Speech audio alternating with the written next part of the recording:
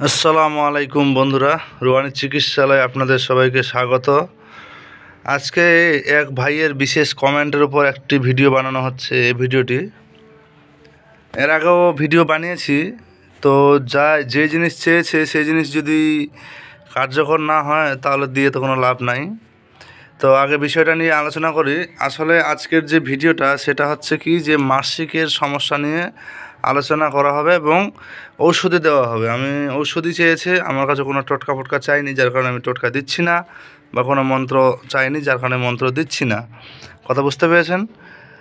তো বিষয় হচ্ছে যে মাসিকের সমস্যাটা ঠিক কেমন আগে আলোচনা করে নেই, তারপর বলি। প্রথম কথা হচ্ছে যে মাসিকের যদি সমস্যা হয়, তো ডাক্তারি মতে অনেক রকমের চিকিৎসা আছে যেগুলো কিন্তু করাটা আবশ্যক হয়ে যায়।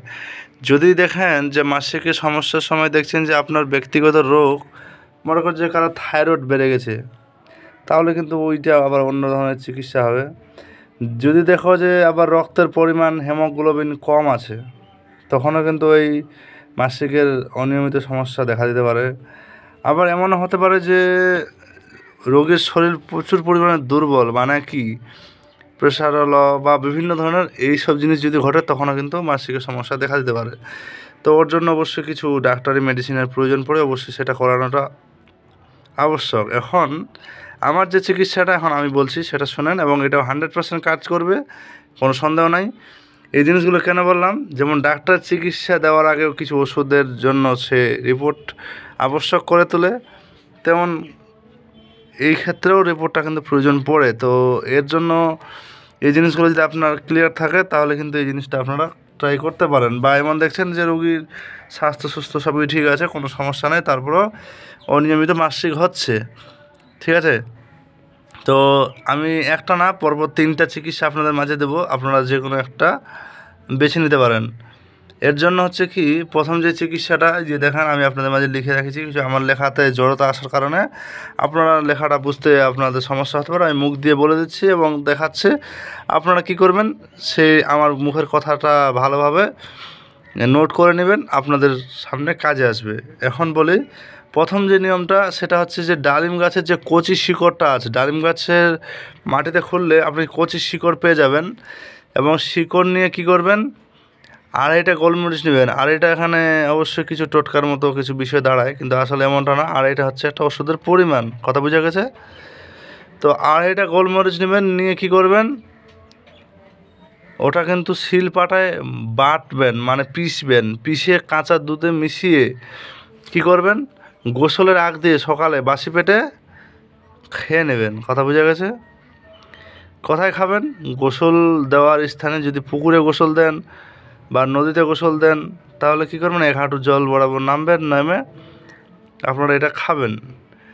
আর তারপর এটা হচ্ছে একটা টটকার মতো পড়ে যায়। কথা বোঝা গেছে? তো এটা আসলে খুব একটা আবশ্যক বিষয় এমনটা না, কিন্তু এটা খাওয়াটার নিয়ম, যেহেতু এটা তান্ত্রিক চ্যানেল বা কবিরাজি চিকিৎসা বা তন্ত্রমন্ত্র বিষয়ে দেওয়া হয়, তো এই ক্ষেত্রে তো এই জিনিসটা আপনারা করবেন।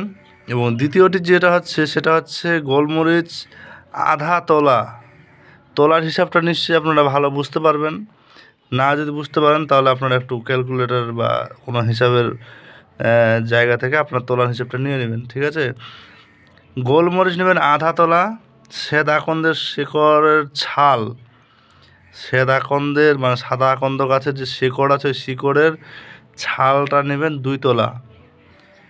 গোলমরিচ আধা তোলা, 2 তোলা নেবেন আকন্দের শিকড়, মানে হচ্ছে যতটা গোলমরিচ নেবেন তার 4 ভাগ, 4 ভাগ বলতে কি, মানে 4 গুণ ওই ছালটা নেবেন। নিয়ে বাসি পানি, এখন বাসি পানি বলতে কী বোঝে আমি আপনাদের বলে দেই।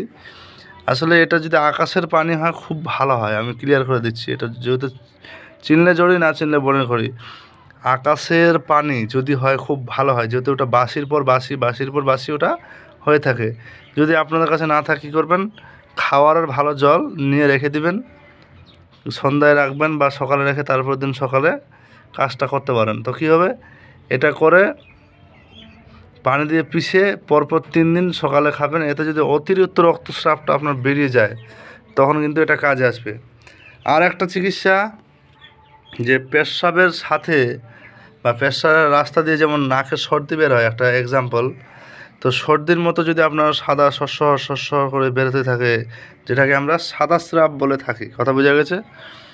তো ওই সাদা স্রাব যদি বের হতে থাকে তাহলে করবেন কি, দিনে মানে একদিনে 7টা পান নেবেন, 7টা পান, কথা বোঝা গেছে?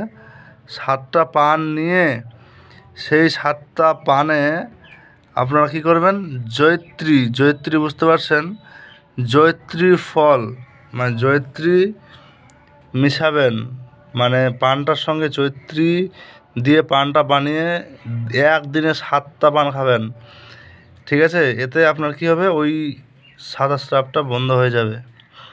এটা একদিনে কিন্তু কাম কমপ্লিট করে দেয়, কিন্তু তারপরও আপনারা 7 দিন কিন্তু লাগাতার খাবেন, এতে নিঃসন্দেহে আপনি ক্লিয়ার হয়ে যাবেন, কথা বোঝা গেছে? আর অবশ্যই বিষয়গুলো সুন্দরভাবে করবেন, ইনশাআল্লাহ আপনারা সমাধান পাবেন।